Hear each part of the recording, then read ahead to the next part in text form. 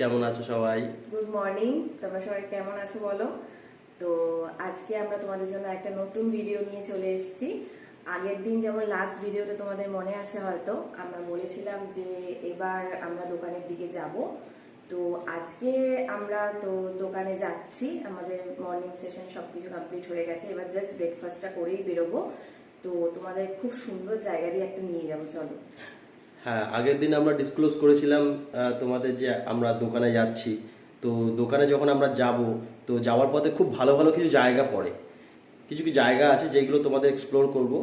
আর দ্বিতীয়ত হচ্ছে গিয়ে যেদিনকে আমরা ব্লগটা করেছিলাম সেই দিন থেকে টিল ডেট পর্যন্ত এখনো পর্যন্ত ওয়েদারের যা অবস্থা, যাক তাও মেঘলা ওয়েদার আছে। তা আজকে সকালে আমি গেছিলাম বাজারে, বাজার করে মাছ নিয়ে এসেছি।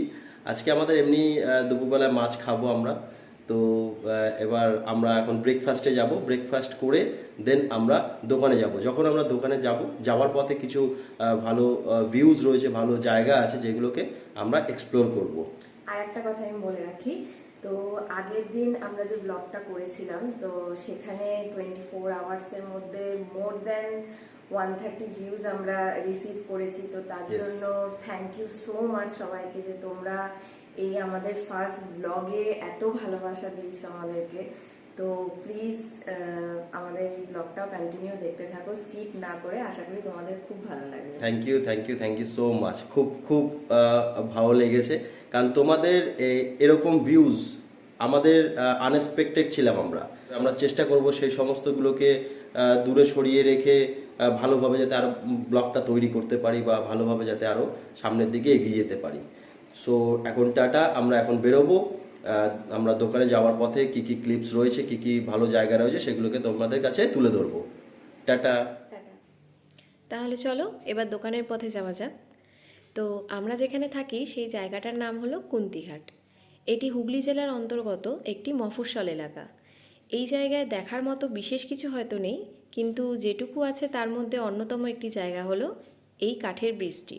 প্রচলিত আছে যে নবাব সিরাজউদ্দৌলা বিহার থেকে বাংলা আসার উদ্দেশ্যে এই ব্রিজটি নির্মাণ করেছিলেন। সেই সময় থেকে এখন অবধি এই ব্রিজটি একইভাবে কুন্তী নদীর ওপর ঝুলন্ত অবস্থায় দাঁড়িয়ে আছে। ওই যে দেখছো তোমরা কুন্তী নদী, এটি ডিরেক্ট হুগলি নদীর সাথে মিশে গেছে। তো তোমরা সবাই কে কোথা থেকে আমাদের ব্লগ দেখছো প্লিজ কমেন্ট করে আমাদের জানাও, আমরাও জানলে খুব খুশি হব। তাহলে চলো তোমরা এবার বাকি চারপাশটা দেখতে থাকো, তোমাদের সাথে কথা হচ্ছে একেবারে দোকানে গিয়ে। টাটা।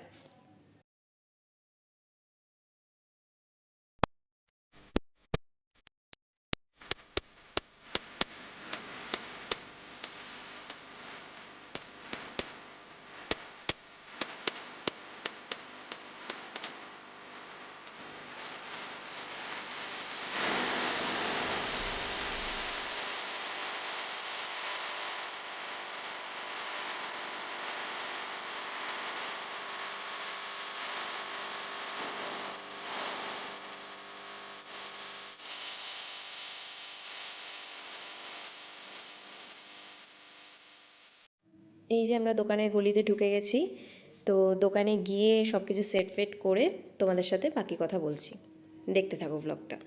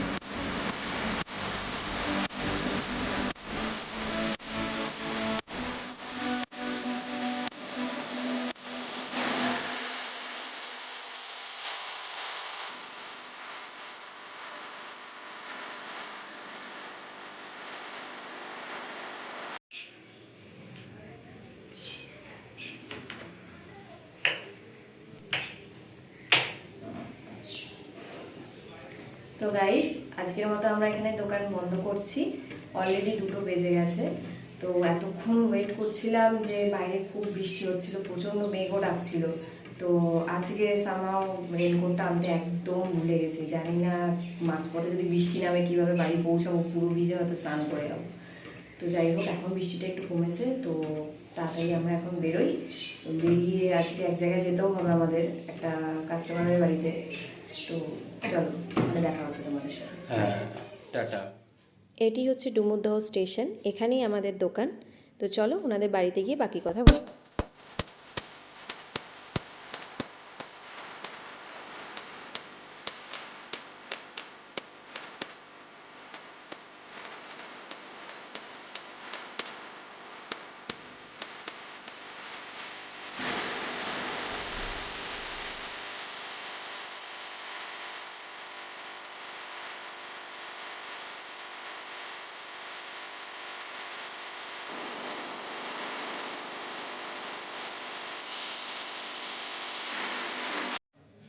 তো দেখতে দেখতে আমরা চলেও এলাম। এই জায়গাটার নাম হচ্ছে কদমডাঙ্গা, তোমরা বাঁদিকে দেখতে পেলে। তো এটি ডুমুরদহ পঞ্চায়েতেরই অন্তর্ভুক্ত একটি গ্রাম। গ্রামটা খুবই সুন্দর, আমাদের দোকান থেকে বেশ অনেকখানিকটাই দূর আছে।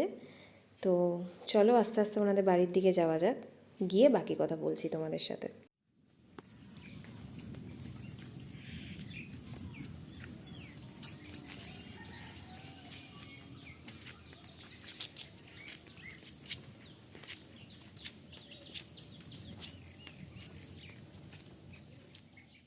তো আমরা চলে এসেছি ওনাদের ঘরে। তোমরা যে এই বৃদ্ধাটিকে দেখতে পাচ্ছ, ইনি ভালো করে কথাটুকু পর্যন্ত বলতে পারেন না, খুবই অসহায় অবস্থা ওনার। এনাকে যাকে দেখছো, ইনি ভালো করে চোখে দেখতে পান না, তো ওনার রাস্তাঘাটে হাঁটতে চলতে অনেকটাই অসুবিধা হয়।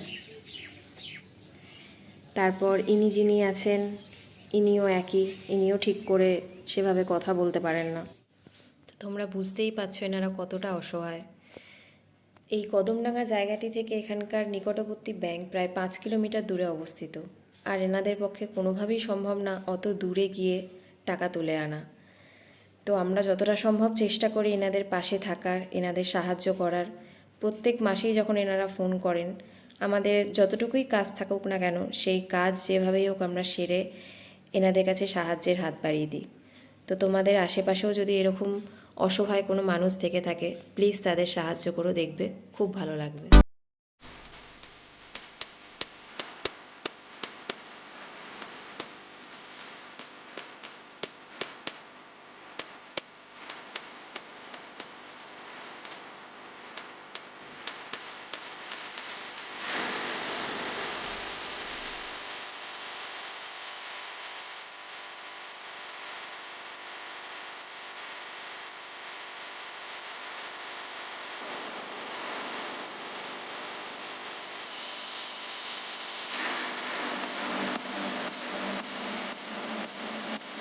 গাইস, আমরা ওখান থেকে বাড়িতে ফিরে এসেছি, এইচএস বাড়ি ঢুকলাম। এখন ঘড়িতে মোটামুটি 2:30 বেজে গেছে।